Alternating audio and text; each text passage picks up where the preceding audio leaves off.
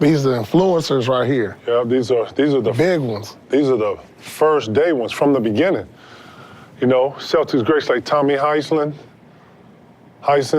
and other NBA players, Bill Russell, Jerry West, Elgin Baylor, clashed with owners over travel conditions and health insurance. The big influencers. Yeah, I remember this. I remember they was almost, I think Wilt Chamberlain's in this too. He was, I think they wanted better lodging and better conditions, and so they was going to actually forfeit one of the All-Star games. And they leveraged play, and they leveraged a lot of different things to be able to get some of these, the pensions, some of the stuff that we talking about. The famous Oscar Robertson. I think Oscar Robertson would probably go down as the king or the king player or the sole player that actually changed the whole free agency market.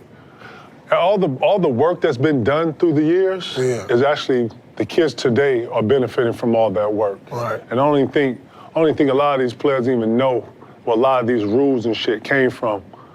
A lot of the battles, a lot of the give and takes in the league and the players union fighting each other for these rights, scrapping over money, TV rights. You know what I'm saying? So that y'all got this new fucking practice facilities and these new rules to be able to get these massages, to get these fucking lifestyle changes that you guys go through every day.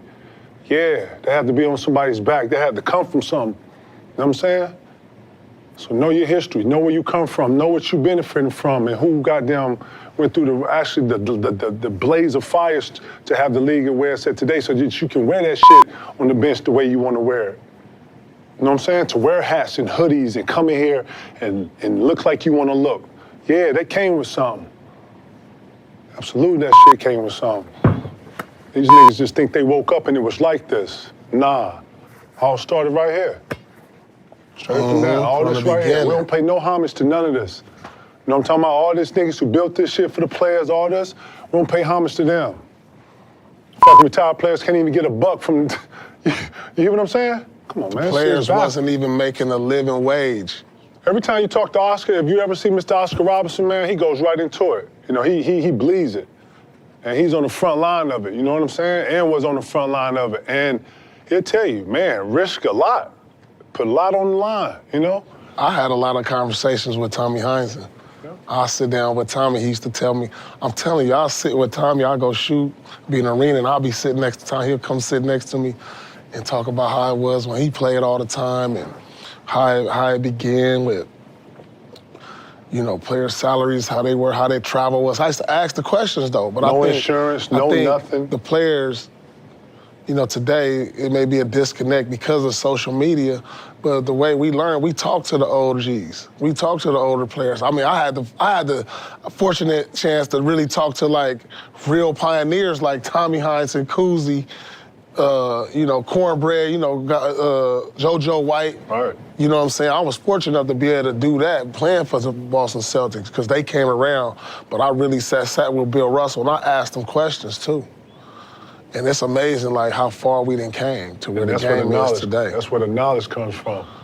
You don't necessarily know how to do something until an old head show you how to do it, or an old head give you some game that'll help actually your whole transition in what you're doing.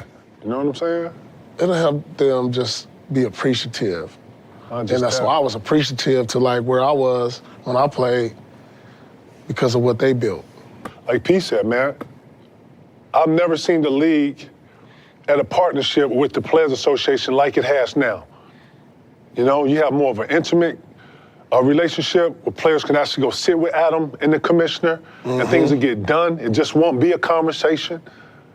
Like, man, Joe, like the kids don't even really understand the road that it took. Bron might be the only one to understand just because of his longevity and him being in it, but man, Giannis wasn't getting no 500 million, no 250. No, none of that without all this. He wasn't part of none of that, you know what I'm saying? So, you know, a lot of these young kids don't even understand what went into being able to get this type of bread that they get now, you know what I'm saying?